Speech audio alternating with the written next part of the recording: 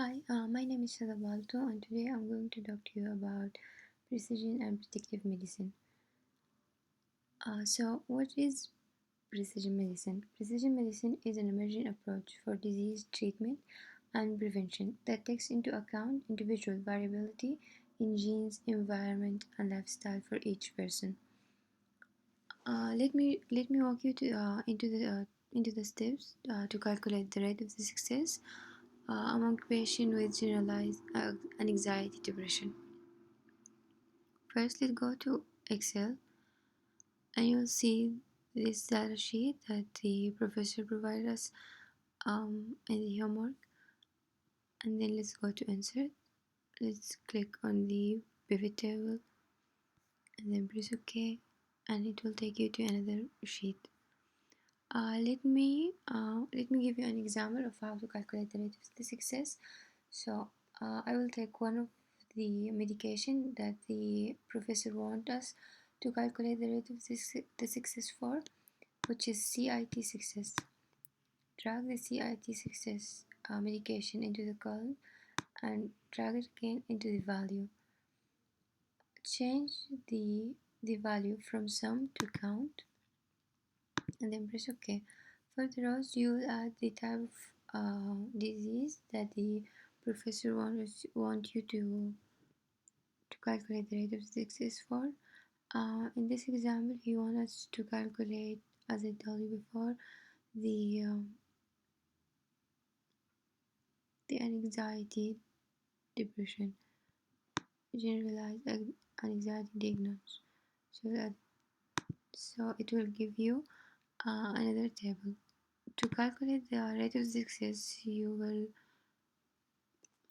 add equal, and then you will click on the uh, number of successful cases divided by the grand total of the cases. Remember that 0 counts for the number of failed cases, and number 1 is for successful cases. And then you click enter, and it will give you the rate of the success. You can do the same step. I can show you another medication that the professor wants us to calculate the rate of the success for, but let me show you how to do it for another type of the disease, which is also the professor asks us to calculate the rate of the success for um, more than one medication. So you click insert, pivot table, and then click OK. So let me show you how to calculate it for the drug abuse.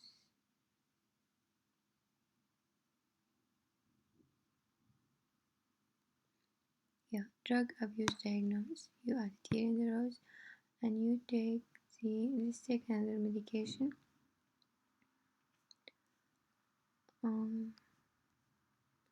You can do BUP success, add it in column, and then drag it again to add it to value. If you found that the value is sum, just change it to count. Although if you change it for in the first time for any first medication you try to calculate the rate of the success for, you won't have to do it again. But just make sure that it's the value is in count and not sum. Then to calculate the rate of success, will equal and divided by the grand total, and it will give you the rate of the success.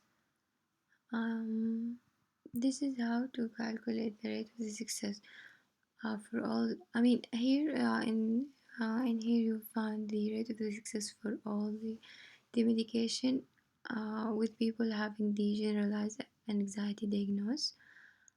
And as you can see, if you calculate all the rate of success for all the medication, you will find that the highest success rate it's CIT medication for people who have anxiety depression. And when trying to calculate the rate of this success for the drug abuse diagnosis, you will find that the highest success rate is the BUP medication. Okay, let's see one of the let me answer one of the questions that the professor also provided, which is give your opinion about why it's difficult to understand which medication works for a patient with generalized anxiety depression. And in my opinion, I think that each person has its own genes, and that's why it might be hard to find a medication that works on one patient. And if one medication works for one patient, it might not work for the other patient. Here I provided you a slide showing you the exact um, steps that you have to do to calculate the rate of success for all the medication in Excel, and I hope you benefited from my PowerPoint. Thank you.